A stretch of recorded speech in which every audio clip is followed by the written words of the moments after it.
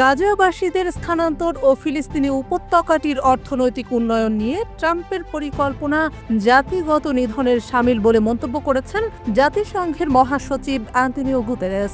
New York টাইমসের প্রতিবেদক ফারহাদ ফাসিহির গাজা নিয়ে মার্কিন প্রেসিডেন্ট ডোনাল্ড ট্রাম্পের পরিকল্পনার বিষয়ে করা এক প্রশ্নের জবাবে এ উত্তর দেন জাতিসংঘ মহাসচিব।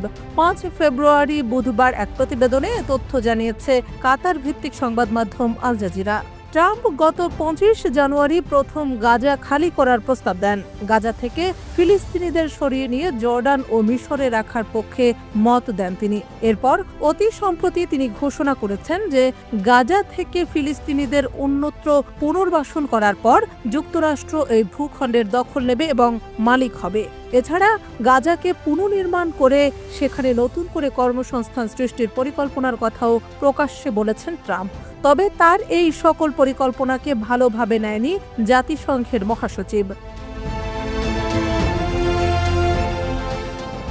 আল জাজিরার প্রতিবেদনে বলা হয়েছে, নিউ ইয়র্ক টাইমসের প্রতিবেদক ফারহাদ ফাসিহির প্রশ্নের জবাবে জাতিসংঘের মহাসচিব অ্যান্টনিও গুতেরেস বলেছেন, গাজার জনসংখ্যা স্থানান্তর এবং ফিলিস্তিনি উপত্যকার উন্নয়নে ট্রাম্পের পরিকল্পনা জাতিগত নিধনের শামিল হবে। সামাজিক যোগাযোগ মাধ্যম এক্সে নিউ ইয়র্ক টাইমসের জাতিসংঘ ব্যুরো প্রধান ফাসিহি আরও জানান, গুতেরেস বলেছেন, ট্রাম্পের পরিকল্পনা চিরকালের জন্য একটি ফিলিস্তিনি রাষ্ট্র গঠনের সম্ভাবনাকে অসম্ভব করার ঝুঁকি তৈরি করেছে। এর আগে যুক্তরাষ্ট্রের প্রেসিডেন্ট ডোনাল্ড ট্রাম্পের গাজা উপত্যকার ফিলিস্তিনিদের অন্যত্র স্থানান্তরের প্রস্তাবের তীব্র নিন্দা জানিয়ে একে জাতিগত নিধনের শামিল বলে সতর্ক করেছে ইরানও। ইরানের পররাষ্ট্র মন্ত্রণালয়ের মুখপাত্র ইসমাইল বাকাই বলেছেন, জাতিগত নিধনের শামিল যে কোনো ধারণার উপর চাপ দেওয়ার পরিবর্তে আন্তর্জাতিক সম্প্রদায়ের উচিত ফিলিস্তিনিদের আত্মনিয়ন্ত্রণের অধিকার সুরক্ষায় সহায়তা করা। ট্রাম্প একাধিকবার গাজা উপত্যকা পরিষ্কার করে সেখানকার জনগণকে মিশর ও জর্ডানে স্থানান্তরের ধারণা উত্থাপন করেছেন। বাকাইয়ের উক্ত বক্তব্যে ট্রাম্পের এই সাম্প্রতিক মন্তব্যেরও প্রতিক্রিয়া এসেছে। বাকাই বলেছেন, গাজা পরিষ্কার করা গাজা উপত্যকা ও পুরো ফিলিস্তিনকে ঔপনিবেশিকভাবে মুছে ফেলার অংশ। পাশাপাশি কোনো তৃতীয় পক্ষ ফিলিস্তিনি ভূখণ্ডের ভবিষ্যৎ নির্ধারণ করতে পারে না।